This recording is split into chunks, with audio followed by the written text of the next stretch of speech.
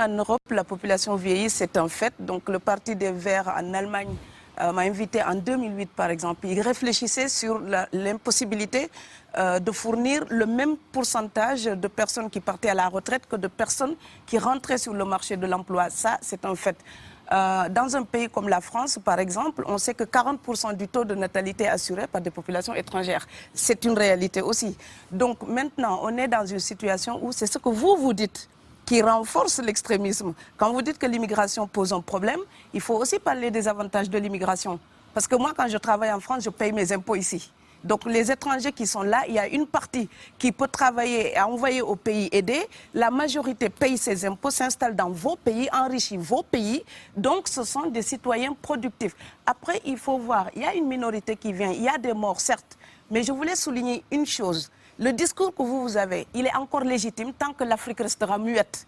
Et moi, aujourd'hui, je voulais m'indigner pour le silence de l'Union africaine. Les gens là qui meurent sur les plages, et je mesure mes mots, si c'était des Blancs, la terre entière serait en train de trembler.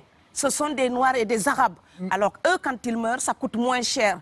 Ici, j'étais venue en 2008 et j'avais dit, l'Union européenne, avec ses flottes de guerre, avec son économie, je vous dis une chose, si on voulait attaquer nos pays ici en Occident, il y aurait des moyens de se défendre. Donc si on voulait sauver les gens dans l'Atlantique, dans la Méditerranée, on le ferait. Parce que les moyens qu'on a mis pour Frontex, on aurait pu les utiliser pour sauver les gens. Mais on attend qu'ils meurent d'abord. C'est à croire que le laisser mourir est même un outil dissuasif. Et je vais vous dire une chose, ça ne dissuade personne. Parce que quelqu'un qui part et qui envisage l'éventualité d'un échec, celui-là peut trouver le péril absurde et donc l'éviter. Mais celui qui part pour la survie, qui considère que la vie qu'il a à perdre ne vaut rien, eh bien celui-là, sa force est inouïe, parce qu'il n'a pas peur de la mort. Mais c'est exactement pourquoi il faut fermer des frontières complètement. Il faut sauver l'Afrique et sauver l'Europe. Vous ne pourrez pas rester comme des... Vous ne resterez pas comme des poissons rouges dans la forteresse européenne. La crise actuelle nous a démontré ça. Au jour d'aujourd'hui, l'Europe ne sera plus jamais épargnée tant qu'il y aura des conflits ailleurs dans le monde.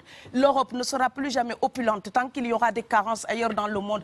On est dans une société de la mondialisation où un Indien gagne sa vie à Dakar, un Dakarois gagne sa vie à New York, un Gabonais gagne sa vie à Paris. Que ça vous plaise ou non, c'est irréversible. Alors trouvons une solution collective ou bien déménager d'Europe parce que j'ai l'intention de rester. Je veux dire que depuis quelques années, on a une espèce d'abus de langage qui a introduit des amalgames. Au jour d'aujourd'hui, toute personne typée avec un air d'étranger est considérée comme immigrée. Tous les étrangers, en tout cas toutes les personnes d'origine étrangère qu'on peut rencontrer en Europe ne sont pas forcément des immigrés. Donc il y a des gens qui sont normalement protégés par la Convention de Genève pour les réfugiés. Ces personnes-là, quand on ne les accueille pas normalement, ils viennent dans les mêmes mouvements que les immigrés économiques. Donc quelqu'un qui fuit la guerre, ce n'est pas la même chose que quelqu'un qui cherche du travail. Quelqu'un qui fuit la guerre est protégé par la Convention de Genève. Et quand on a parlé ici à l'époque, je ne veux pas remuer les mauvais souvenirs, mais ministère de l'immigration et de l'identité nationale, on a fait des réfugiés, presque des coupables de droit commun, comme un voyageur qui ne respecterait pas les lois internationales pour le visa, donc l'autorisation d'entrer dans un territoire. Or, quelqu'un qui voyage librement peut respecter ces choses-là. Quelqu'un qui fuit la guerre pour survivre n'a pas le temps de respecter ces choses-là. Or, aujourd'hui, on met l'amalgame et on met tout le monde dans le même sac.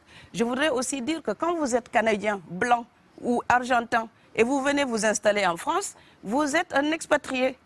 Quelqu'un qui voyage, qui est libre de voyager. Et si vous êtes africain ou indien ou afghan, vous venez en France ou en Allemagne, vous êtes l'immigré, peu importe les raisons pour lesquelles vous êtes là. Et donc cette représentation de l'autre, l'Europe doit corriger son regard si elle ne veut pas encourager la xénophobie. Parce que la représentation qu'on se fait de l'autre alimente ensuite le repli sur soi, le rejet. Donc voilà, voir quelqu'un qui est en règle, essayer de savoir d'où vient cette personne, pourquoi cette personne vient. Ça, les Européens ne se demandent même plus ça. Ils vous croisent, vous êtes étranger, vous avez l'air étranger, vous êtes venu pour la tarte à la crème. Non. Donc l'Europe doit se respecter davantage. On ne vient pas que chercher du pain. On peut venir aussi pour la liberté, pour la démocratie, pour la culture européenne. Donc l'Europe aussi nourrit un vrai mépris d'elle-même en pensant qu'il n'y a que l'alimentation qui amène les gens. Elle n'a que ça à proposer. Je pense qu'elle a plein d'autres choses à offrir. Des familles entières qui cotisent parfois pour faire partir quelqu'un, et ce n'est pas 1 000 euros. Parfois, ça va entre 1 500 euros et 7 000 euros. Ouais, 10 000 depuis le Sénégal ou la Gambie ou la Guinée pour venir. C'est pas la misère. Quand quelqu'un part, c'est comme quelqu'un qui est élu, choisi, peut-être le plus débrouillard. Et il y a tout un clan ou toute une famille qui pose son espoir sur cette personne-là.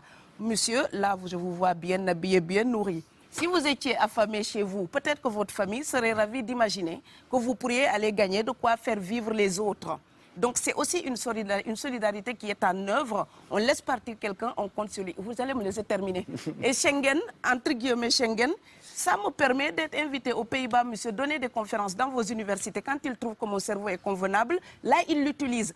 Par contre, ils sont embêtés à l'idée d'avoir mon frère, qui n'est pas aussi diplômé que moi et qui pourrait avoir peut-être envie de travailler dans le bâtiment. Donc, vos pays deviennent schizophrènes. On ne peut pas trier les gens comme ça avec les étrangers utiles et les étrangers néfastes. Et la deuxième chose que je veux dire aussi, c'est que les Européens, là, on voit des Africains qui viennent, d'accord? Ce mouvement, ce déplacement de population, on le voit. Mais on ne voit pas le mouvement des Européens allant vers les autres pays. Alors celui-là, c'est le mouvement des puissants, ceux qui ont l'argent, ceux qui ont le bon passeport. Donc vous allez au Sénégal, vous allez au Mali, vous allez dans n'importe quel pays du monde, au Canada, aux États-Unis, partout où je vais, et je voyage tout le temps, je croise des Français, des Allemands, des Hollandais. Je les rencontre partout sur cette planète parce qu'ils ont le bon passeport. Donc, comme avec l'exotisme, l'Europe s'était arrogé le précepte unique, unilatéral, de l'exotisme. Les autres sont exotiques. Alors que pour quelqu'un de mon village, il n'y a rien de plus exotique que quelqu'un d'Amsterdam. Maintenant, pour l'étranger aussi, pour les voyages des temps modernes avec la mondialisation, quand les pauvres viennent vers vous, il y a des mouvements de foule qu'il faut bloquer. Mais quand vous, avec votre passeport et avec toutes les prétentions que cela donne, vous débarquez dans les pays du tiers-monde, là, vous êtes en terrain conquis. Donc, on voit les pauvres qui se déplacent, on ne voit pas les riches qui investissent dans nos pays. L'Afrique se développe en taux entre 5 et 10%. Ce n'est plus de la progression, c'est de la surchauffe. Sauf que quand des pays du tiers-monde se développent et qu'ils n'ont pas les moyens, pour gérer tout ça, il faut une ingénierie, il faut une formation, il faut des populations pour installer une démocratie. Là, cette surchauffe-là, vous avez besoin qu'on reste dominé pour servir de débouché à l'industrie européenne. Alors, il faut arrêter l'hypocrisie. On sera riches ensemble, on va se noyer tous ensemble. Voilà.